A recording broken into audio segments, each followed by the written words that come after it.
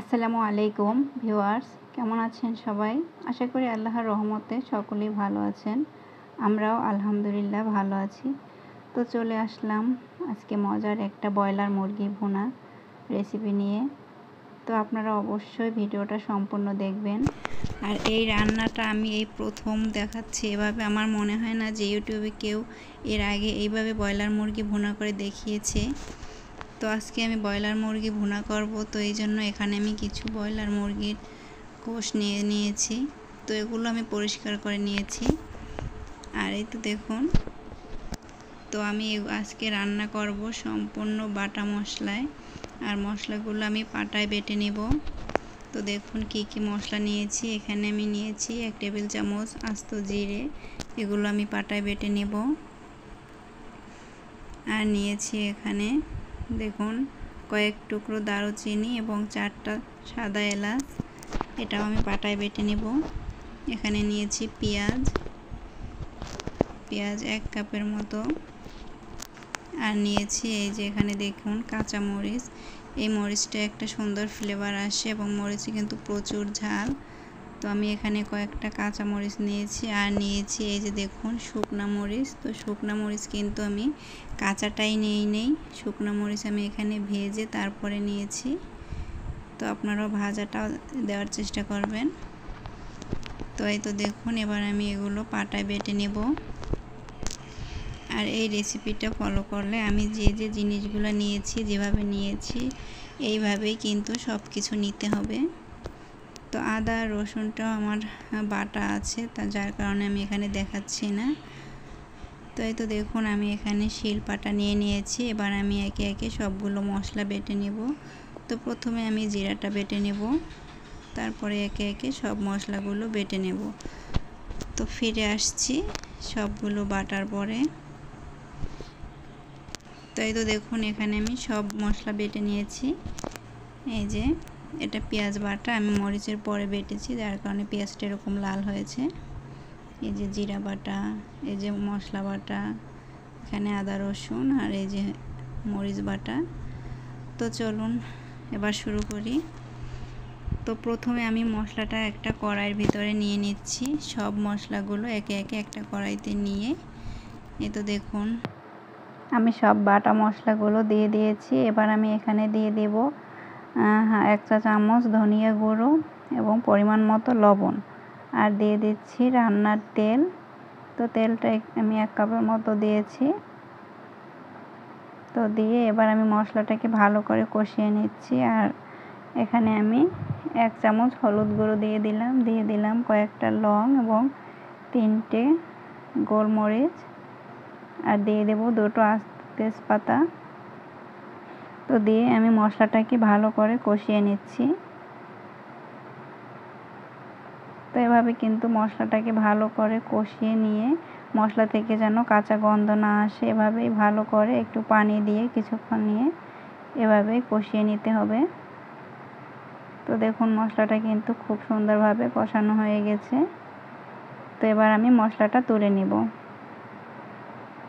তাই তো দেখুন দেখতে পাচ্ছেন আমার মশলাটা কিন্তু খুব সুন্দরভাবে কষানো হয়ে গেছে। তো এবার আমি যে ব্রয়লার মুরগির যে গোশটা আমি ধুয়ে রেখেছিলাম এর ভিতরে গরম মশলাটা দিয়ে দিব।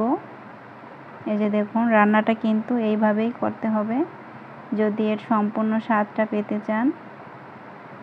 এই যে আমি সম্পূর্ণ মশলাটা আমি এই প্লেটের ভেতরে তুলে নিচ্ছি। নিয়ে দেখতেই পাচ্ছেন আমি কিভাবে করে মশলাটা ভালো করে গোশের সঙ্গে মেখে নিচ্ছি। এই যে দেখুন এভাবে খুব ভালো করে কিন্তু মিশিয়ে নিতে হবে। এভাবে নেড়ে চেড়ে আমি যেভাবে মেশাচ্ছি, যেহেতু মশলাটা গরম তো আমি হাত দিয়ে মেশাচ্ছি না, আমি এইভাবে করে মিশিয়ে নিচ্ছি। তো মেশানো হয়ে গেলে এর ভিতরে এরকম 1 ফালি লেবুর রস এইভাবে চিপে দিবেন। দিয়ে আমি এগুলো আবারও ভালো করে মিশিয়ে নিব। দেখুন আর মিশানোটা যত ভালো হবে ততই কিন্তু স্বাদ। তো দেখুন খুব ভালো করে কিন্তু মিশাতে হবে। আর এভাবে মিশানো হয়ে গেলে আপনারা যতক্ষণ পারেন এটাকে রেস্টে রাখতে ততই কিন্তু এটা স্বাদ বেড়ে যাবে আর খেতে অনেকটাই মজার হবে। তো আমি এটাকে 2 ঘন্টার মতো নর্মাল ফ্রিজে রেখে দিব। আপনাদের কাছে যতটা সময় থাকে আপনারা রেখে দিবেন। যদি সময় কম থাকে তাহলে কম সময় রেখে দিলেই হবে। তো একটু বেশি সময় রাখলে খেতে ভালো লাগে, এর স্বাদটা মানে তাহলে বোঝা যায়। তো এই তো দেখুন 2 ঘন্টা পর আমি ফ্রিজ থেকে বের করে নিয়েছি। এই যে এটা পুরোপুরি সেট হয়ে গেছে দেখুন। তো এবার আমি এই যে আরেকটা কড়াই নিয়ে নিয়েছি। তো কড়াইয়ের ভিতর আমি এবার এখানে সামান্য একটু রান্নার তেল দিয়ে দিব। দিয়ে এখানে আমি একটা বড় সাইজের পেঁয়াজ কুচি করে দিয়ে দিয়েছি। তো পেঁয়াজটাকে আমি এভাবে করে একটু ভেজে নিচ্ছি। পেঁয়াজটা যখন লাল করে ভাজা হয়ে যাবে তখন আমি এর ভিতরে সেই মাখিয়ে রাখা গোশগুলো দিয়ে দিব। এই তো দেখুন পেঁয়াজটা কিন্তু আমার ভাজা হয়ে গেছে। তো এবার আমি এর ভিতরে সেই মাখিয়ে রাখা গোশটা দিয়ে দিলাম। এই যে আমি এখানে ঢেলে দিয়েছি। এবার আমি এই যে আবারও একটু নেড়ে চেড়ে ভালো করে পেঁয়াজের সঙ্গে মিশিয়ে নিচ্ছি। তো এই তো এভাবে মিশিয়ে আমি একটু ঢাকনা দিয়ে ঢেকে দিব। তো তার আগে আমি এখানে একটু প্লেটটা ধুয়ে একটু পানি দিয়ে দিলাম। সামান্য একটু পানি দিয়েছি কিন্তু। তো আবারও একটু নেড়ে এই যে দেখুন নেড়ে সব কিছু মিশিয়ে নিয়ে তারপরে ঢাকনা দিয়ে ঢেকে দেব 1 মিনিটের জন্য। তো দেখুন 1 মিনিট পরে কিন্তু আমি ঢাকনাটা খুলে নিয়েছি। তো আমি আবারও নেড়ে চেড়ে সব কিছু ভালো করে মিশিয়ে নিচ্ছি। আর মাশাআল্লাহ দেখতেই পাচ্ছেন তরকারির কালারটা কত সুন্দর পারফেক্ট এসেছে। তো এই তো দেখুন আমি এভাবে নেড়ে চেড়ে নিয়েছি। তো এভাবে নেড়ে চেড়ে আমি কিছুক্ষণ কষিয়ে নেব। ঢাকনা দিয়ে ঢেকে দেব না, ঢাকনা ছাড়াই আমি এভাবে খোলা রেখে কষিয়ে নেব। এভাবে কষিয়ে নিতে মানে ভাজা ভাজা হয়ে যাবে। এরকম যত মশলার সঙ্গে এটাকে ভেজে নেবেন ততই কিন্তু এটা খেতে খুবই সুস্বাদু হবে। আর ব্রয়লার মুরগির যে একটা বাজে একটা গন্ধ থাকে সেই গন্ধটা কিন্তু আপনারা এখানে পাবেন না। তো দেখুন আমি কিন্তু ওভাবেই ভেজে নিয়েছি। আরও 1 মিনিটের মতন ভেজে নিয়ে তারপরে আমি এখানে দিয়ে দিলাম পরিমাণ মতো পানি, ঝোলের পানি। আর আমি এখানে কিন্তু বেশি পানি দিই নাই, আমি এখানে 1 কাপের মতো পানি দিয়েছি। তো দেখুন আমি এবার এটাকে ঢাকনা দিয়ে ঢেকে দিচ্ছি 1 মিনিটের জন্য। তো 1 মিনিট পরে দেখুন ঢাকনা খুলে নিয়েছি। আর আমি খুলে কিন্তু এখানে 2টা কাঁচামরিচ এরকম ভেঙে দিয়েছি, তাহলে খেতে খুব ভালো লাগে, কাঁচামরিচের একটা ফ্লেভার। তো তারপরে যে দেখুন আমি এখানে 1 চা চামচ ভাজা জিরের গুঁড়ো দিয়ে দিলাম। দিয়ে আমি আবারও একটু মিশিয়ে নিচ্ছি। আর দেখুন কালারটা কত সুন্দর লাগছে, মাশাআল্লাহ দেখেই কিন্তু খুব লোভ লাগছে। আর রেসিপিটা কিন্তু খুবই মজার, অনেক সুস্বাদু হয়েছিল খেতে।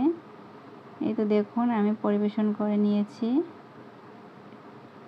মাশাআল্লাহ ব্রয়লারটা কিন্তু একেবারেই মনে হচ্ছে না যে এটা ব্রয়লার মুরগি, গলে যায়নি, এটা কিন্তু শক্ত শক্ত রয়েছে। আর যেহেতু এটা একটু বড় সাইজের মুরগি যার কারণে এটা স্বাদটা একটু ভালোই হয়েছে। আর দেখুন আপনারা অবশ্যই এভাবে একবার ব্রয়লার মুরগি ভুনা করে দেখবেন, আপনাদের মনেই হবে না যে আপনারা ব্রয়লার মুরগি খাচ্ছেন। খুবই সুস্বাদু এবং খুবই মজার একটা রেসিপি। আপনারা এটা ভাত বা রুটি পরোটা সব কিছুর সঙ্গেই খেতে পারবেন। সবাই ভালো থাকবেন, আল্লাহ হাফেজ।